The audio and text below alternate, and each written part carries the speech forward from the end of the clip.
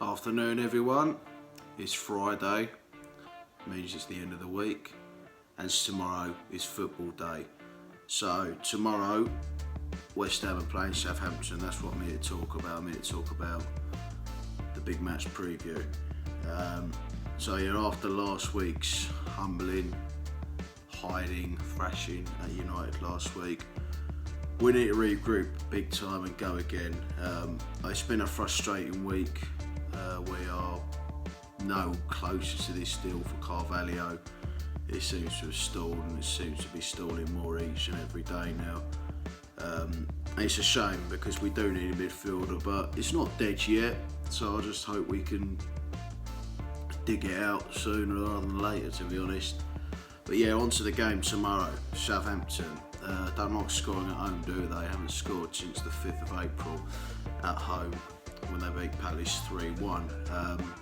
And this is a bad omen for us. Teams who tend to go on droughts, etc., always break it against us after a while, which is my biggest fear. Now, Southampton are a good side, but they have been in turmoil in the last year. They let Koeman go, Everton. Puel came in.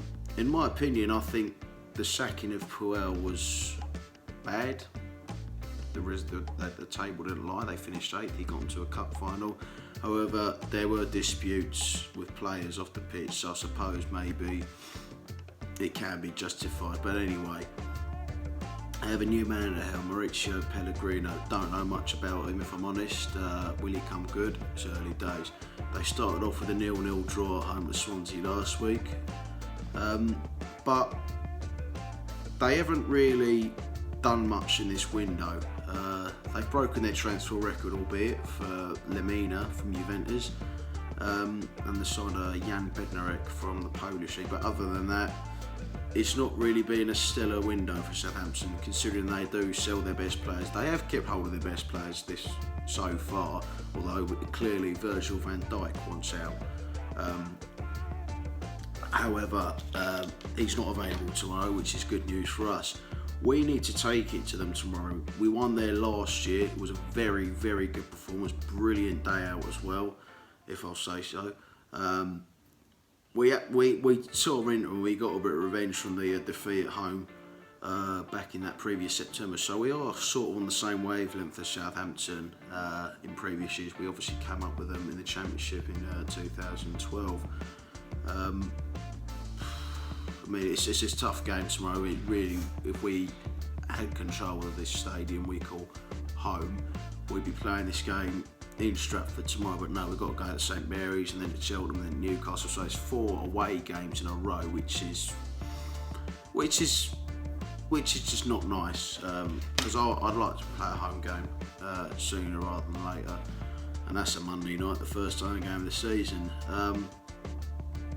No, but it's going to be a tough ask to get 3 points like we did last year. I mean, Southampton, they obviously don't want to lose again. Well, not lose again, I mean not score again.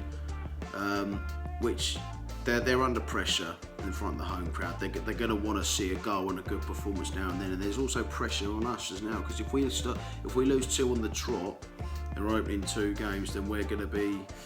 It's not good. It's not good because we've got not got real motivation to start the season off. We've got obviously Newcastle upcoming, sandwich in between the Cheltenham Cup tie, which is a potential banana skin if you think about it.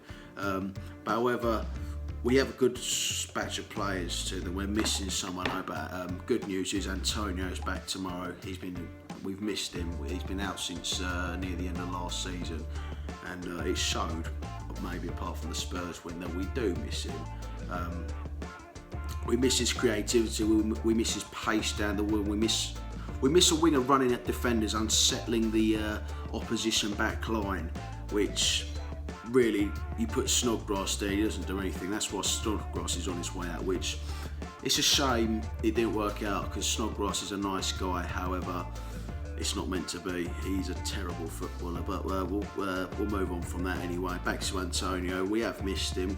I'm unsure if Lanzini's going to be available tomorrow. Some are saying yes, some are saying no, so we'll have to wait and see about that. But Antonio, I really do think Antonio will be a big boost tomorrow.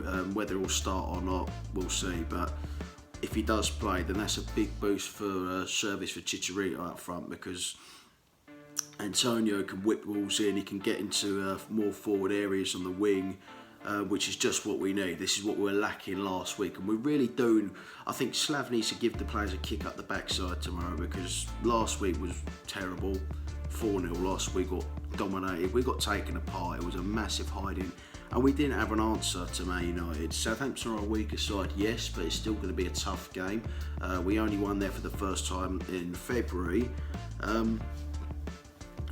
It's a tough start. Like I say, it's not ideal to be playing away again, especially after the second game, just after a hiding like that last week. But at the end of the day, the players, we've just got to put up with it. There's nothing we can do, and the players do need to respond. They do need to respond, because they need to start gaining confidence, because we've got to start somewhere. So I'm going to end the video on my prediction. I'm going to go for a 1-0 West Ham win. I think Chicharito is going to get off the mark this week, because obviously I think Antonio coming back is a big boost for us, and I just really hold on to the fact they haven't scored at home for a bit. But then they could always break that duck against us. It always happens. It's in the club's DNA for stuff like that to happen. But yeah, like I say, 1-0 win, kickstart our season, and build confidence going on to Cheltenham and Newcastle within the international break. So let's hope so. Whoever's going tomorrow, safe journey down, and I might see you there. Come on, you Irons.